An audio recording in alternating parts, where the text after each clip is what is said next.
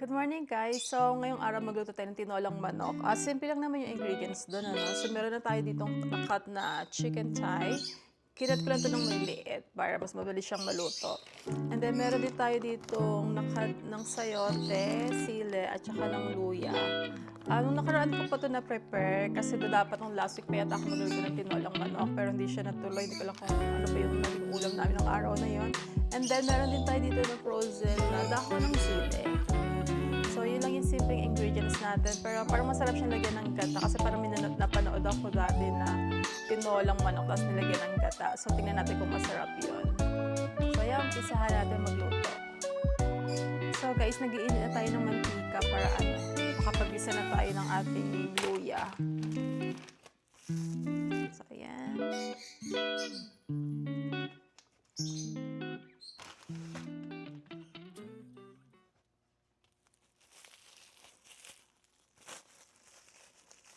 Parang magkasama na yung garlic dito. Ay, hindi. Luya lang pala to. So, yan. Luya lang pala to, no? So, yan ang igisa natin, luya. Or masarap siguro kami sibuyas din, ano?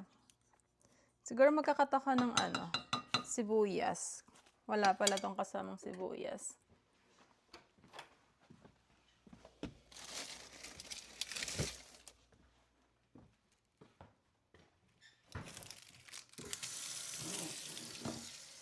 Okay, mag-cut lang muna ako ng sibuyas, guys.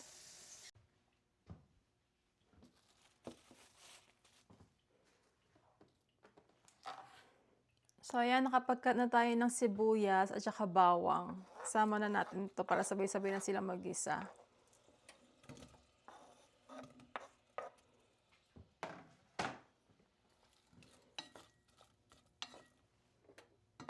So, ayan, gisahin lang natin to para lumabas yung aroma ng mga luya, sibuyas, tsaka bawang. Tsaka isusunod natin yung chicken mamaya-maya.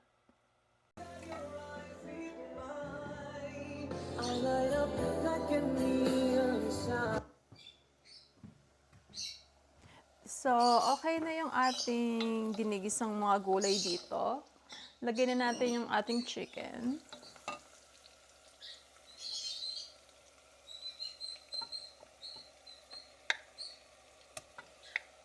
Palambutan lang natin to para mas masarap kainin.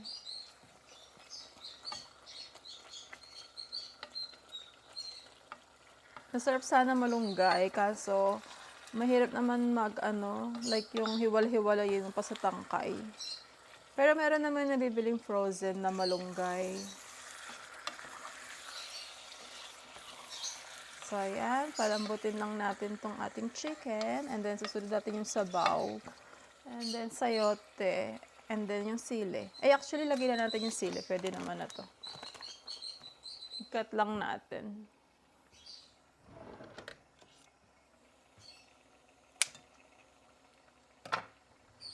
Isa lang yung i-cut natin. Para, dagdag flavor lang siya. So, dito na lang tayo sa small na container mag-marinate ng ating baboy. Lagyan lang natin ng black pepper. And then, garlic powder. Buksan ko lang. Di pa pala ito nabuksan.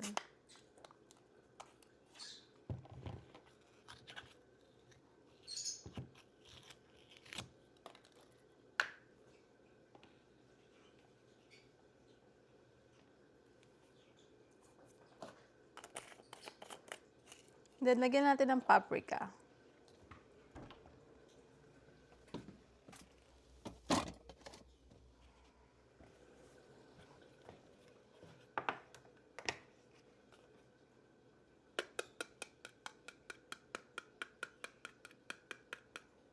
Siyempre, lagyan natin ng asin.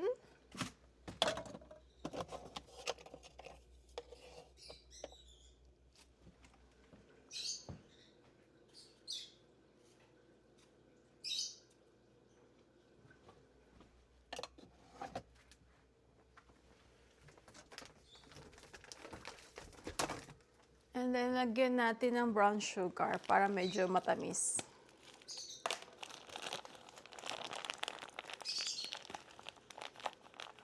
Siguro mga ganyang kadami lang. Ay, siya, ang dami na. So, yan.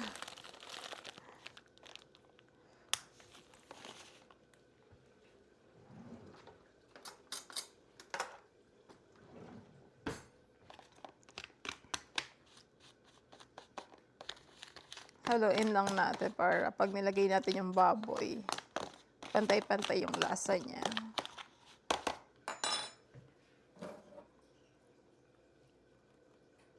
Then, lagyan na natin yung baboy.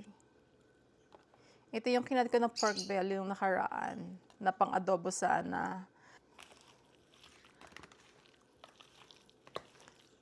So, last Saturday pala, nag-file na kami ng aming T4. So, magbabayad tayo ngayon ng ating, tax. Si Paul, mas malaki yung tax na babayaran niya this year. Last year, nag-refund naman siya. And then, ako din, nag-refund yata ako last year. Meron yata akong balance owing. But this year, para kami magbabayad. And then si Paula, and then si bunso ko, para silang may refund. O, lagyan siguro natin ng konting toyo.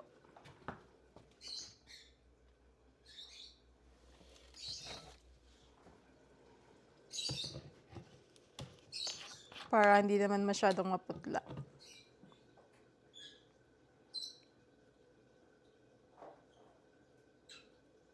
So, para na tong barbecue pala talaga. So, barbecue na lang tawag natin dito.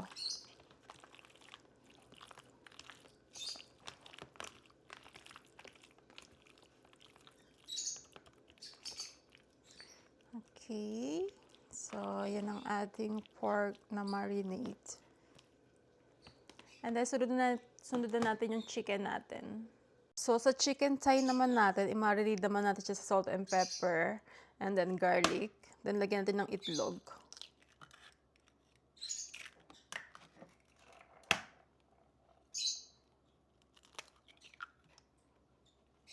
Tapos,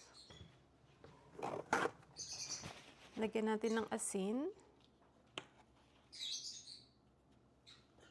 black pepper, and then garlic powder.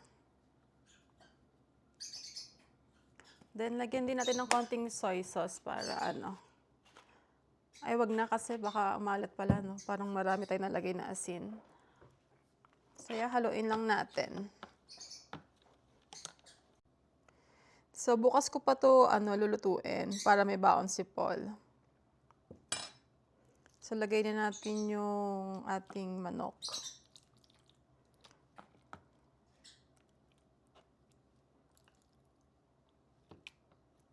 Mabilis lang tong maluluto kasi siya, yung manipis na yung ginawa natin yung nakaraan. Ayan, So, chicken thigh yung part na to.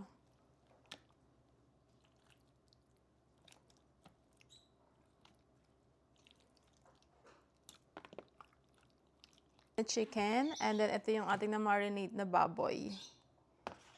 So, itong ating matamis version, ito yung ating medyo salty flavor. So, tignan natin yung ating tinola, baka mamaya matuyo at masunugan na naman tayo. So, tago muna natin yung ating marinate na ulam. Para bukas ready na siya.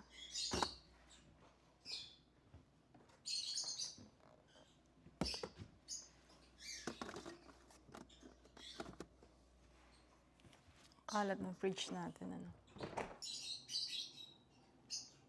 So, ito na yung tinola natin na pinapalambutan.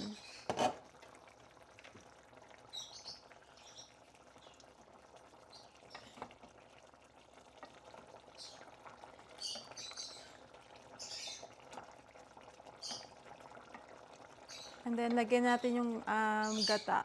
Meron ako natirang gata dito. Sama natin.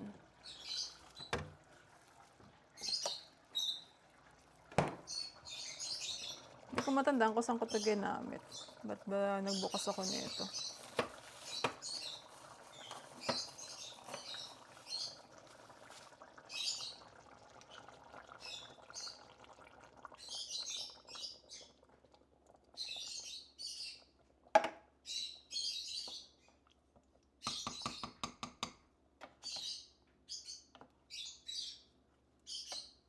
Then, lagyan natin ng Knorr cube. Hindi ko lang kung may Knorr cube chicken pa ako dito. Ano? Baka pala ito. Wala tayong chicken. Siguro pwede na to kahit baka. Hindi naman magkasalita yan. Lagyan natin ng isang Knorr cube.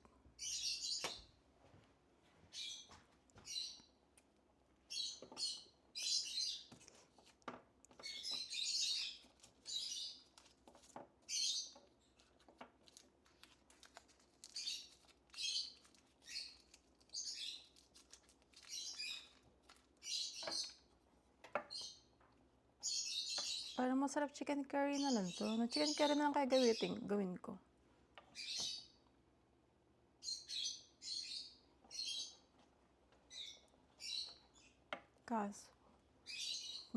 Kaso pag chicken curry, magpa-fry pa tayo ng potato. Next time na lang siguro yan.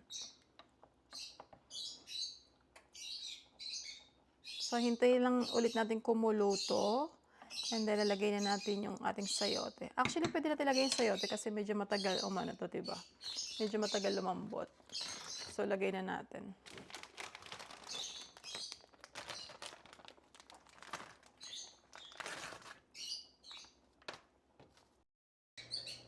So, kumukulo na yung ating tinola. Malapit-lapit na tong maluto. But, habang nagluluto tayo ng tinola, magluto na rin tayo ng ating sweet potato dito. Sorry, sobrang kalat talaga ng pantry na to. Hindi naman siya makalat. Konting organized lang naman yan kasi may mga pagkain pa dito sa baba, yung patatas, saka yung sibuyas na nabili natin nakaraan pa sa Costco. So, ito naman, kabibili lang ni Paul itong last Friday niya yata binili to. Medyo maasim pa. Kaya hindi namin makain-kain. Pero nalalanta na yung itsura niya. Siguro mamaya try ko kung matamis na to. Sa H-Mart yata o A-Mart niya to nabili.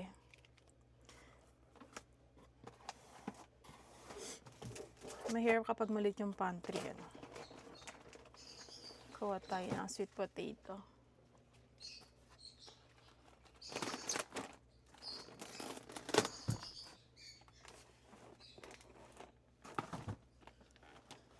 Ay, kung bigat. Dito na nga tayo kumuha.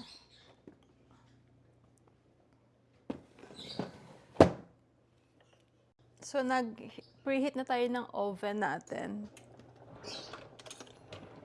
Para, ilalagay na lang natin yung ating sweet potato.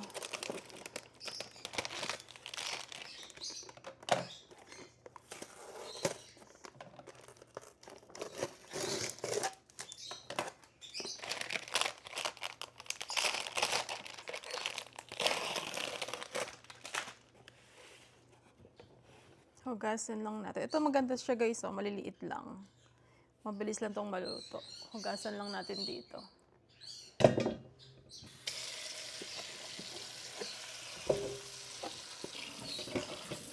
Diba, maliliit siya compare sa mga nabili natin nakaraan. Ayun.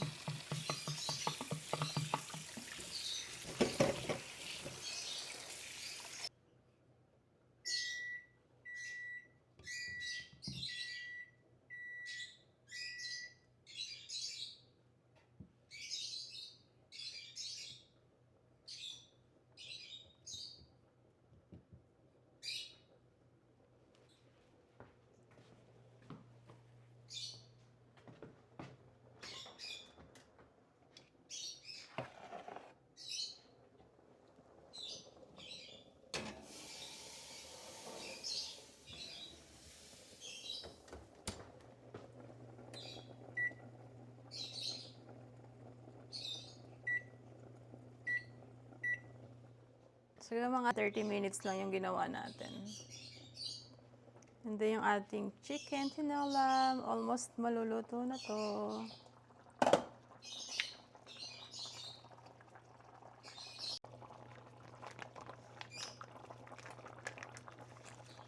Frozen pa rin siya.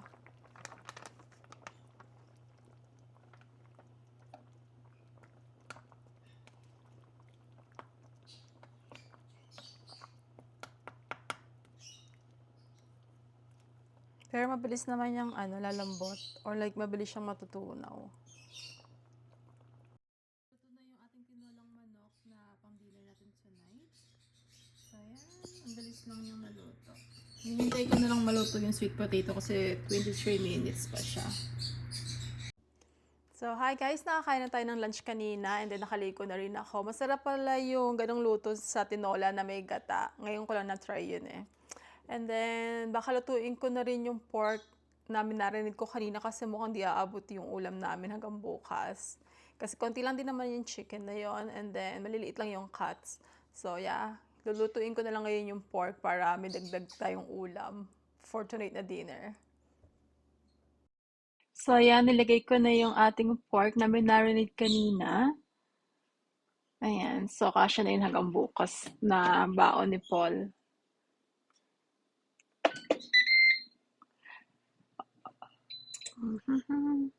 Marami pang leftover dito eh. Kaso ayaw nilang kainin.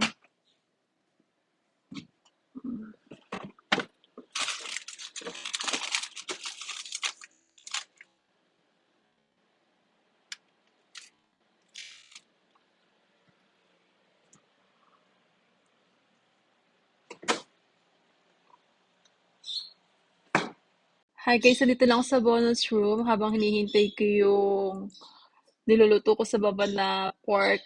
Nilagay ko lang siya sa air fryer. Siguro maya-maya maluluto na rin yun. And then kanina tumawag ako sa CRA. Sobrang tagal maghintay. Siguro mga 20 or 30 minutes ako naka-hold. Pero okay na naman. May nakausap naman ako na agent. Meron kasi kung report na kailangan ayusin sa kanila. Pero okay na naman. Natapos ko na naman. So, yan, hinihintay ko lang si Paul. And then, maya-maya kakain na kami ng dinner. Parang kakaka-lunch ko pa lang. Kaka-lunch ko pa lang mag-dinner na agad ako. Pero baka magpapak na lang ako ng ulam. Kasi kayo na, or siguro samahan ka ng sweet potato kasi masarap yung matamis-tamis at saka maalat-alat na sabaw.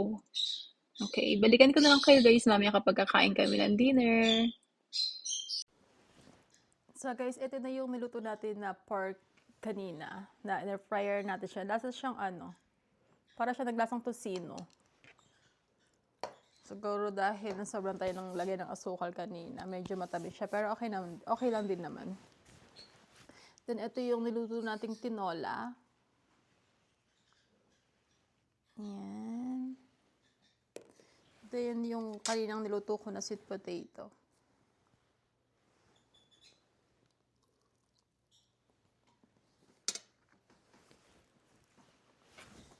Tagal ni Paul.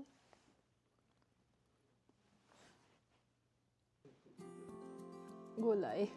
Ano lang yun, dahon ng sili. Tsaka sayote.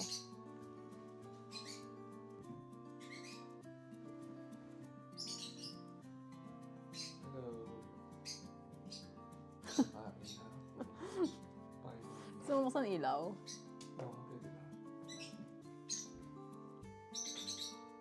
Sobrang liwanag naman sa ko. So guys, kakain lang kami. Ito yung kakainin ni Paul. Diet siya eh.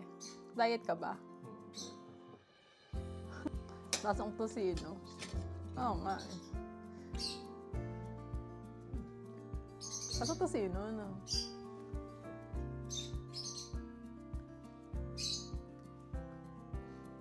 So guys, yung minarinate ko na pork kanina, kasi siyang tocino. Hindi ko alam. Yun ang pala paggawa ng tocino. Hindi lang ba yun? Magbebenta na ako ng tocino kasi gano'n lang palang kadali gumawa.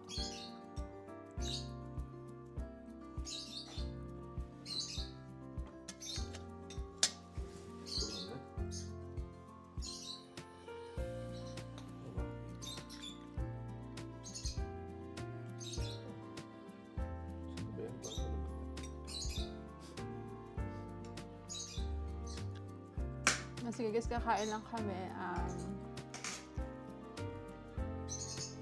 Sabi ko ba? So guys, kakain lang kami. Next thing, sasama daw siya sa vlog. Magsasalita na daw siya. Ngayon kasi limit lang yung sinasabi niya. Baka na ma-overwhelm kayo sa kadaldalan niya kapag nagsalita siya. So Paul, magbabay ka na lang. Bye-bye. Okay guys, kakain lang kami. Ingat kayo palagi and